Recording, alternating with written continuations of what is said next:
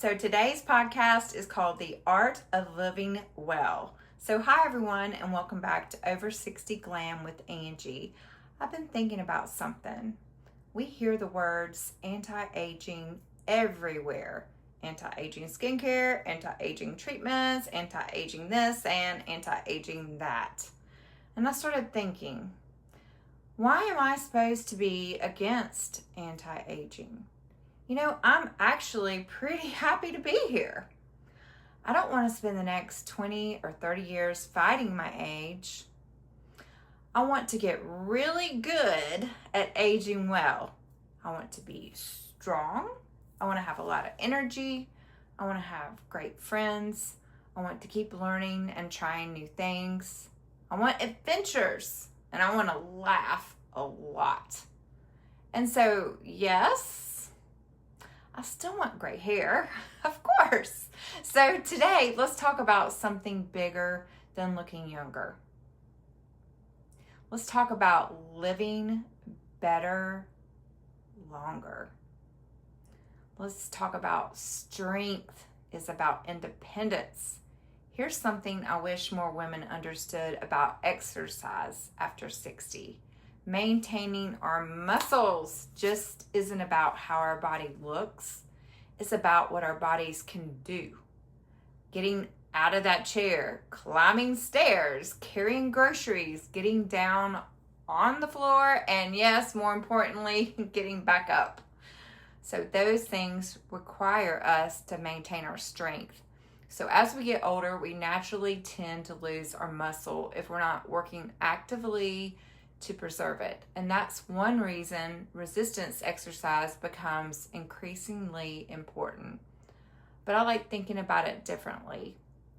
So instead of, I need to exercise because I don't like something about my body, well, I guess we can all think that. But what if we said this?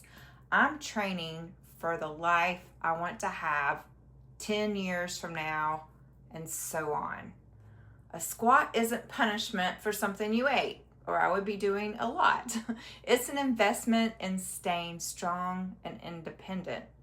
That is so much better of a reason to exercise, don't you think? So don't stop being a beginner. Our brains need us to keep using them. Learn something, try a new hobby, travel somewhere new, take a class, learn some new technology. I need to learn a lot of that. Start a podcast at age 60. Who would have thought I would do that? Kind of crazy. Being a beginner can be very uncomfortable. I'll vouch for that. You push the wrong buttons. You ask a million questions. Occasionally you want to throw your computer out the window. Yes. But you're learning. And I know and I think that curiosity is one of the things that keeps life exciting, don't you? So here's something I love thinking about. Something that could actually become one of your favorite parts of your life, maybe something you haven't even tried yet. We don't know what we might love at age 65, 70, 75, 80, 85 because we haven't met those versions of ourselves yet. So keep trying things. People and purpose matter.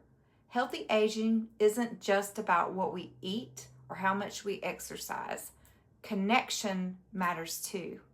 We need people we can laugh with, people we can call, people who notice when we're not around, people we can say, "You're not going to believe what happened to me today."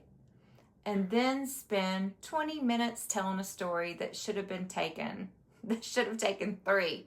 Yeah, I was just over at my mom's. 10-minute talk ended up to an hour and a half. So as we get older, our social circles can change. And sometimes we have to make an effort to build new connections. We're not too old to make a new friend. We're not too old to join something brand new. And we're definitely not too old to find a new purpose. That can be found at any age. Purpose doesn't mean it has to be a new career. It can mean volunteering, helping somebody, creating something, mentoring, traveling, starting a business, learning something new. It's simply having something that makes you think, I'm so glad I got up today. Look what I did. And remember this, we're allowed to reinvent ourselves. The woman you are at 40 doesn't get to decide everything that the woman at 60 gets to do. We're very different. 20 years ago and 20 years forward, so different. And yes, beauty still matters, of course. So obviously, this is over 60 glam, and I do love hair. I love makeup, skincare, clothes, all of that. There's absolutely nothing wrong with wanting to look good, but I don't want beauty to become a battle against our age. I want beauty to be part of enjoying our age. Wear the lipstick because you love it. Put on those earrings because you love it. Get the haircut. Wear the cute outfit. Take care of your skin. Not because you're desperately trying to become 35 again. You're taking care of the woman you are today. And she deserves some attention too. So now I want you to do something.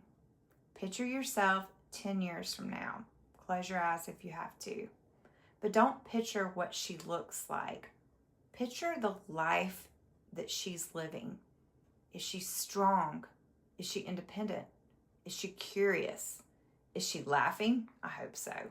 Does she have people around her that she loves? Is she still learning things? Does she have things about her that she's excited about? Now ask yourself, what's one thing I can do today that helps me become her? Maybe it's taking a walk.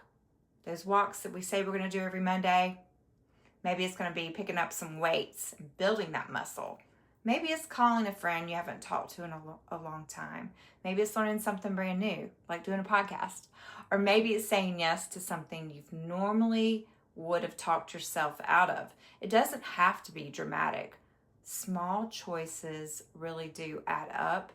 And that's why I want Over 60 Glam to be about, yes, we're going to talk about hair, makeup, skincare, and style.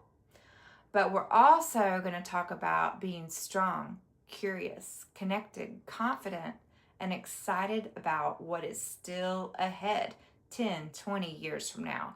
Because I don't want to spend the rest of my life trying not to get older.